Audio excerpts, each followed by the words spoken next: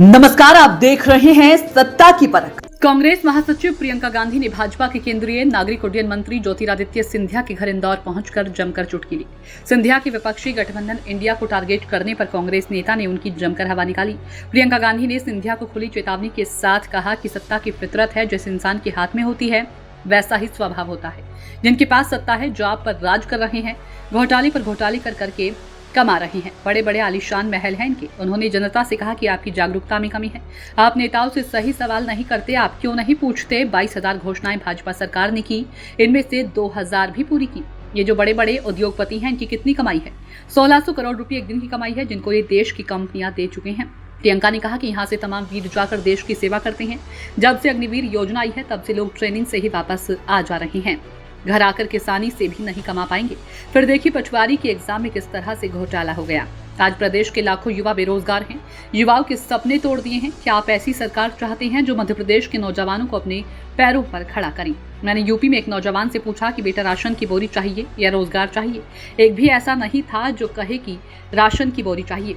सभी रोजगार चाहते थे, वो अपने पैरों पर खड़े होकर खुद कमाना चाहते थे। ये आपको रोजगार नहीं दिल पाएंगे।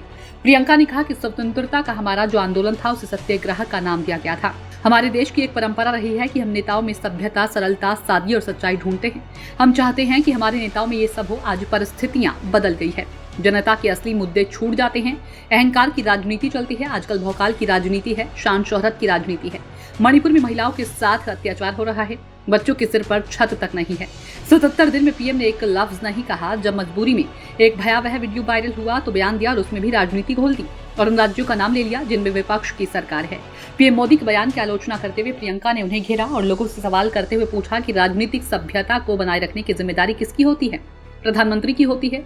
2 दिन पहले एक बैठक हुई, इस दौरान पीएम का बयान आया कि जितनी भी विपक्ष की पार्टियां हैं, सभी को चोर बोल डाला।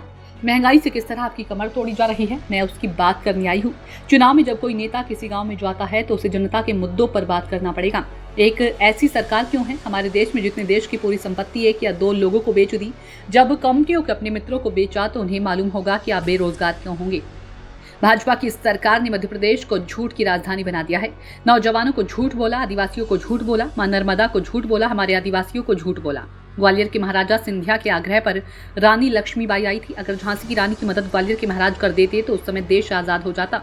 इतिहास गद्दारी का लगातार दोहराया जा रहा है। आज फिर 166 वर्ष के बाद इसी खानदान के जिसकी पहुंच सोनिया गांधी के घर तक थी, उसने फिर कांग्रेस पार्टी को धोखा देकर 166 साल पुरानी इतिहास दोहराया है। 1967 में कांग्रेस पार्टी के साथ गद्दारी की। देखिए सत्ता की परख के लिए ईशिका सिंह की रिपोर्ट।